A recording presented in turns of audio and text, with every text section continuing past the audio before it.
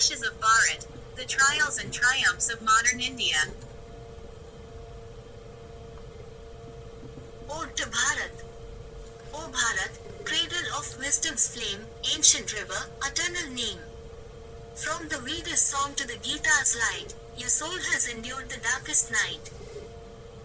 Land where the sages sought the divine, where dharma's path and karma intertwine. Golden fields kissed by the sun, harbinger of peace when the world was undone. Yet tides of time have weathered your face, the invaders march, the conquerors embrace. Through ashes and ruin, you stood tall, a mother still calling her children, her all. O Bharat, your riches were not just of gold, but of truths timeless, and stories retold. In the temple's chime, in the poet's verse, in your boundless love, the universe immersed. But see now, how your rivers weep, as mountains crumble and forests sleep. The trials descend, the storm takes form, yet your heart beats on, alive and warm. O Bharat, rise from the dust once more, reclaim the light that was yours before. From the ashes, your phoenix shall soar, to a brighter dawn, a world restored. In your spirit, we find our grace, a mother's love, time cannot erase. O Bharat, eternal, unbowed, unbroken, your name is the promise the ancients have spoken. Chapter 1, Prosperity of Bharat. Bharat stood resplendent, a land clothed in the fabric of its ancient grandeur and modern aspirations, a colossus that straddled time itself. Like the biblical Job in the fullness of his blessings, India was at its zenith, a marvel of resilience and renaissance. The Ganga, eternal and unyielding, mirrored the pulse of a nation alive with purpose. Its waters carried both the whisper of ancient chants and the hum of industrial ambition, binding millennia into a single, unbroken hymn. Cities rose like dreams etched in steel and glass, their spires piercing the azure heavens, while villages nestled in pastoral serenity, bearing witness to traditions that had weathered empire and epochs. Bharat's soul seemed inexhaustible, her heart a beating cadence of Sanskrit hymns, Bollywood ballads, and the symphony of over a billion voices speaking in unity through myriad tongues. Her wealth was not merely gold or oil but an abundance that shimmered in knowledge, innovation, and spirit. The farmer in the fields of Punjab, the technocrat in Bengaluru's silicon corridors, and the artisan shaping clay by the banks of the Narmada, all bore testimony to a prosperity as diverse as the land itself. India's economy surged like the monsoon rivers, unpredictable yet undeniably potent.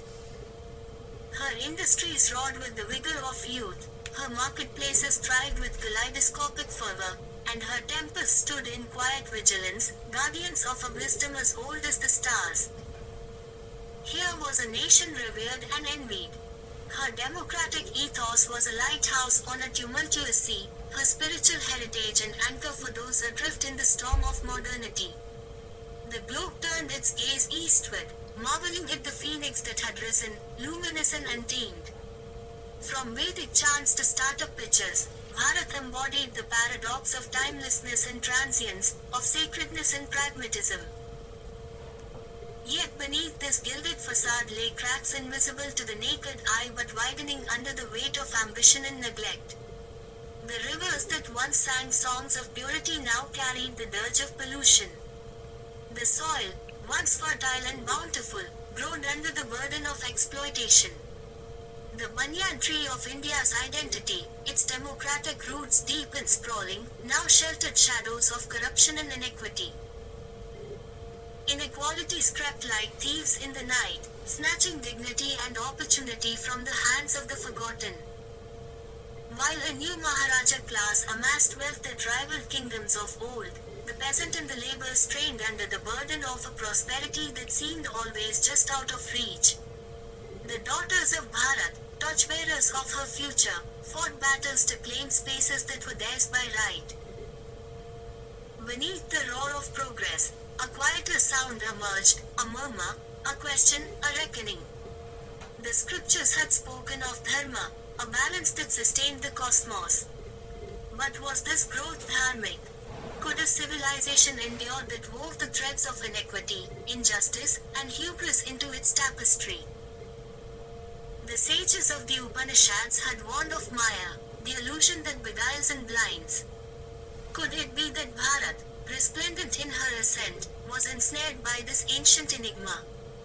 The irony was palpable, a nation revered for its wisdom teetering on the precipice of folly.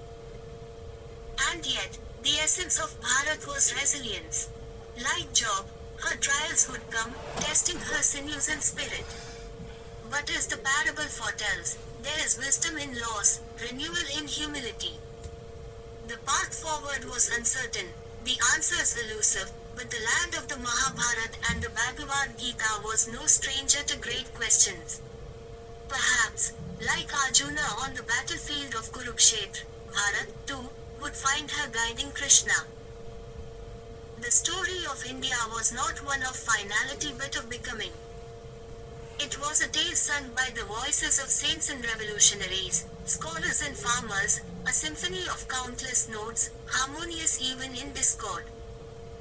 This was Bharat, a land both radiant and restless, a nation that contained multitudes, ever poised between prosperity and peril, ready to rise, to fall, and to rise again.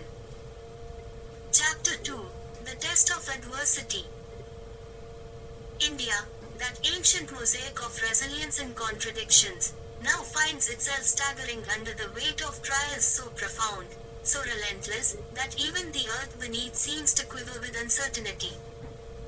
The streets of Delhi hum not with the industrious chatter of progress but with an ominous discord, a symphony of upheaval that mirrors the deep fractures within the soul of a nation. The first tremor came silently, like the prowling shadow of an unseen predator. The economic decline, though whispered in circles of power, soon roared through the streets with the cacophony of collapsing markets. The world, tethered to a global financial system in perpetual motion, watched aghast as India, a rising star, was dimmed by cascading failures. Mismanagement, opportunism, and the hubris of unchecked growth coalesced into a perfect storm. Once thriving industries ground to a halt, and the promise of employment for millions vanished like dew under the unrelenting sun. Unemployment swelled to epidemic proportions, spreading desolation across rural fields and urban sprawl alike. Families, who once clung to the fragile comfort of a middle-class existence, now lined up at soup kitchens, their dignity crumbling under the weight of hunger. With empty stomachs came unquiet hearts. The economic unraveling was but the prelude to a greater schism, a rift that tore through the delicate social fabric. Political polarization, like a tempest, whipped through homes and institutions, sparing neither the hallowed halls of parliament nor the intimacy of family circles. Once a nation of boundless debates and vibrant democracy, India now bore witness to the unraveling of its cherished ideals. Communal tensions, stoked by demagogues, surged like wildfire, consuming harmony and replacing it with suspicion and violence. On the streets, where diverse languages and traditions once thrived in harmony, mobs now marched with venomous chants. The seeds of division, long sown by those who sought to exploit difference, now bore bitter fruit. As if the heavens themselves conspired to test the mettle of the people, the environment unleashed its fury. The monsoon, once a dependable rhythm of life, turned capricious. Torrential floods washed away villagers in the north, leaving the Ganges swollen with the tears of the displaced. In the south, the earth cracked under relentless droughts, its parched lips pleading for mercy that would not come. Rivers, poisoned by the twin scourges of industrial greed and neglect, became harbingers of disease. The air grew heavy with pollution, a choking pall that dimmed even the brightest days. Nature, once the giver of life, seemed intent on reclaiming what humanity had thoughtlessly plundered. In the cacophony of despair, there remained a silence that lingered in the hearts of those who remembered what India had once stood for. This was no mere crisis, It was a trial of identity, a questioning of whether the soul of the nation could withstand such an onslaught. The world watched, some with schadenfreude, others with genuine grief, as the beacon of hope seemed to falter under the weight of its calamities. But amidst the ruins of pride and progress, there flickered faint yet stubborn embers. In the eyes of a mother sheltering her children from the storm, in the weary hands of a farmer coaxing life from a barren field, and in the voices of poets who sang not of despair but of resilience, there lay the essence of India. A land that had endured invasions, colonial rule, and the partitioning of its body now faced the partitioning of its spirit. And yet, if history held any lesson, it was this: India, though battered and bowed, had never been broken. For this was not a fall meant to end in despair but a reckoning, a trial by fire that would reveal whether the nation, like Job, could endure and emerge with its soul intact. The test of adversity, cruel and unyielding, was not an end but a crucible. What would emerge from its flames remained unwritten, awaiting the resolve of a people to etch their story into the annals of history. Chapter 3: The Debate of Perspectives. In the humid chambers of the National Debate Hall in Delhi, where thoughts clashed like cymbals and ideologies swirled in the heat of rhetoric, India stood mirrored by its voices.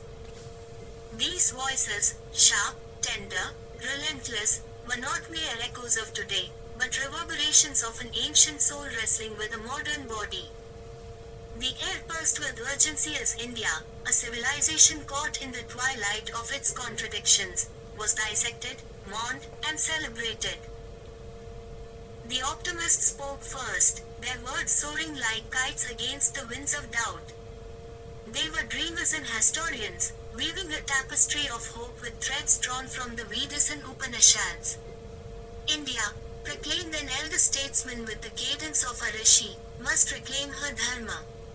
The essence of our civilization has always been righteousness, truth in thought, purity in action, and the harmony of the cosmos. His voice was sonorous, unyielding, as though sculpted in the cadence of Sanskrit chants. He cited tales of gain, sacrifice, and seva, selfless service, invoking the ancient kings who ruled with wisdom and the ascetics who gave up kingdoms for the liberation of their souls. We need to look inward, rekindle the spirit of seva, and uplift ourselves by uplifting one another. Quote: The optimists envisioned a renaissance. They spoke of rural revolutions driven by renewable energy, cities shaped by sustainable technologies, and a society united in a shared purpose. But beneath their eloquence, a storm brewed, a storm summoned by the pessimists. Dreams, hollow dreams, thundered a businessman turned pundit. His voice was sharp, slicing through the room like a cleaver. You speak of dharma, but look around. Corruption rots our roots. Overpopulation suffocates our resources. Our governance is a leaking ship adrift in an ocean of incompetence. He gestured towards the crowd, his brow furrowed as though carrying the burden of bitter truths. This is not the India of Ashoka or Akbar. This is a crumbling edifice propped up by nostalgia. Our time as a global power is over. And do not speak to me of seva when self-interest reigns supreme. Quote: The pessimists' arguments were clinical, heavy with the weight of evidence. They painted a grim tableau: polluted rivers that once nourished civilizations, children born into poverty on streets flanked by skyscrapers, and a people seduced by the shiny promises of consumerism yet trapped in cycles of despair. Their despair was a mirror held up to the nation, reflecting its scars and fractures. Then, quietly, the skeptics entered the fray, their words meandering like a river probing every shore.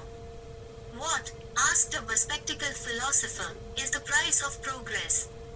Are we better off for having welcomed the globalized world into our homes, our kitchens, our very minds?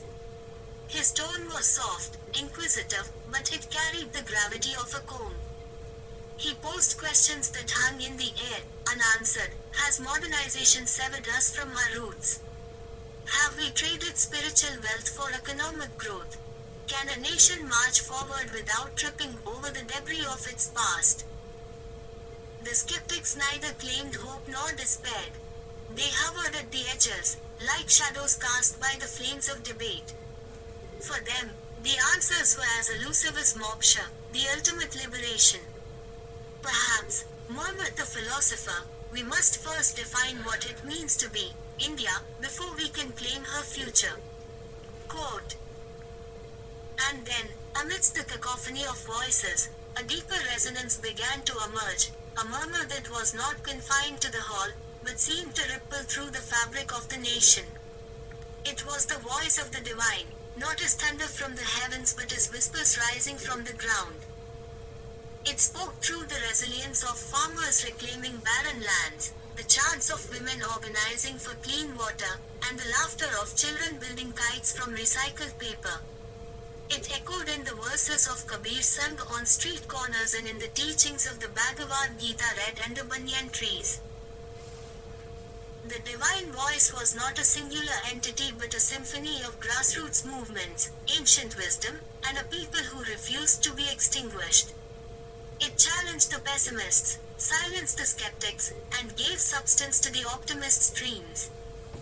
It reminded all that India's soul had weathered millennia, not by clinging to any one ideology but by absorbing, transforming, and enduring. As the debates waned and the participants dispersed into the night, the nation stirred. The optimists carried their visions into the villages, the pessimists muttered their warnings to anyone who would listen, and the skeptics lingered in libraries and cafes, weaving their questions into the air. But in the silence that followed, the divine voice continued its march, not loud, not forceful, but relentless, like the slow and steady flow of the Ganges. India, it seemed, was not defined by the triumph of one perspective over another. Rather, she was a mosaic of contradictions, her future carved not by speeches but by the quiet power of her people, her true dharma. And as dawn broke over the Yamuna, bathing the land in hues of gold and saffron, it was clear, the debate was not an end but a beginning. Chapter 4, The Path to Redemption. India rises, not as a mere phoenix reborn, but as a banyan tree reclaiming its stature, its roots deeply entrenched in ancient wisdom while its branches stretch daringly toward the sunlit horizons of possibility. This is not the labor of blind progress, nor the mimicry of alien systems. It is the reclamation of an essence, a mosaic of resilience, compassion, and vision shaped over millennia. In this resurgence, India is not merely a nation but a mantra, chanted by those who have known the weight of despair and now sing songs of collective hope. Rebuilding communities, the Gandhian revival. In the heart of villages, where clay lamps flicker and banyan leaves quiver in the monsoon breeze, a quiet revolution takes root. Guided by the Gandhian creed of Sarvodaya, the welfare of all, communities awaken to their collective power. Here, land is tilled not for profit but for sustenance, ensuring that no hand goes hungry. Women, once relegated to shadows, rise as architects of microeconomies, weaving dreams into fabrics and sustenance into the soil.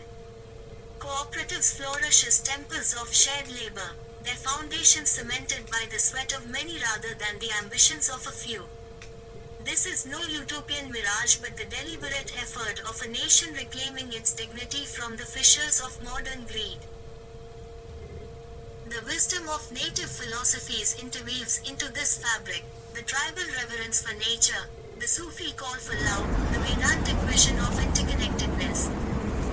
These communities are not merely surviving but thriving, pulsating with a rhythm that beats to the tune of harmony between humanity and its environment. Technological and cultural renaissance, the dual ascent.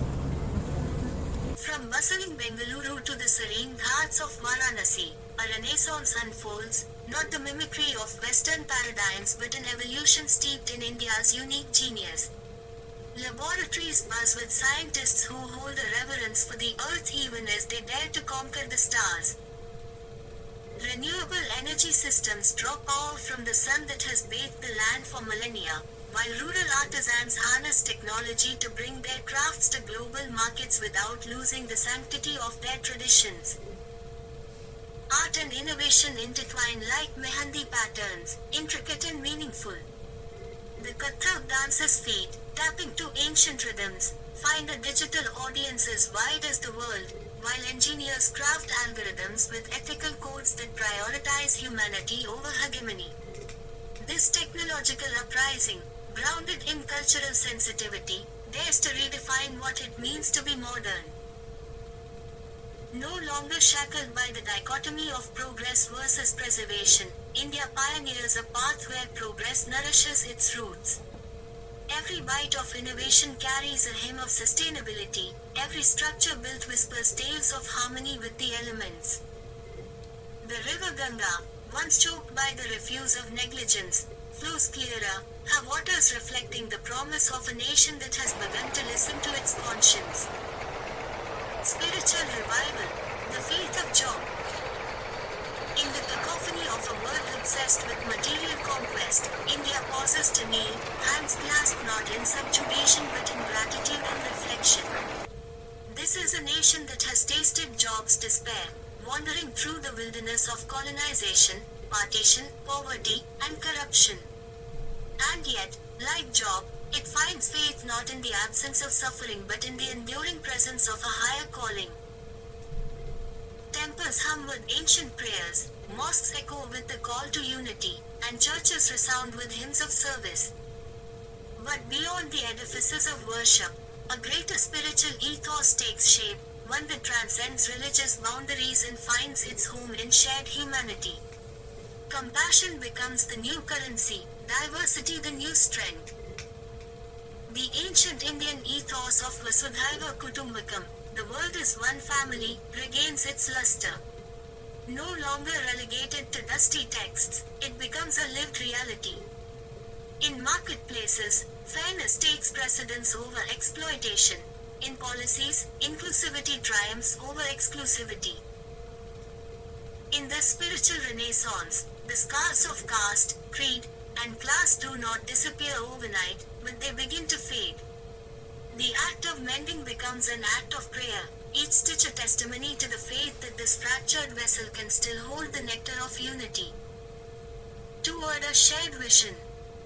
India's rise is not the ascent of a solitary giant but the awakening of a collective. The march is deliberate, the cadence unmistakable, a rhythmic blending of ancient drumbeats and futuristic symphonies. It is a nation claiming its place not as a hegemon but as a beacon, a torchbearer for a world teetering on the edge of ecological collapse and moral bankruptcy. Redemption, as India defines it, is not merely personal salvation but communal liberation. It is the rediscovery of humanity's interconnected destiny, the acknowledgement that no nation rises alone, just as no tree flourishes in isolation. As this banyan of a nation grows, its shade invites others to gather, to learn, to rise. And thus, in its rise, India carries not just the promise of a brighter dawn for itself, but the hope of a world where the light of justice, compassion, and ingenuity shines unbounded. This is the path to redemption, a road not paved with gold but with the faith of a people who remember where they have been and dare to envision where they can go. Chapter 5, Bharat Reborn. Bharat, the ancient soul of the world, rises again, a phoenix reborn from ashes, a modern Job who has endured the searing tests of history, battered but never broken. Her journey has been one of tempest and fire, marked by trials that would have shattered lesser spirits. Yet, like the enduring rivers that carve their way through rock, she has emerged from suffering more resilient, her essence refined by the flames of adversity. Economic and social transformation. The Bharat of today stands upon the ruins of a past marred by inequality, its soil once soaked with the despair of the marginalized.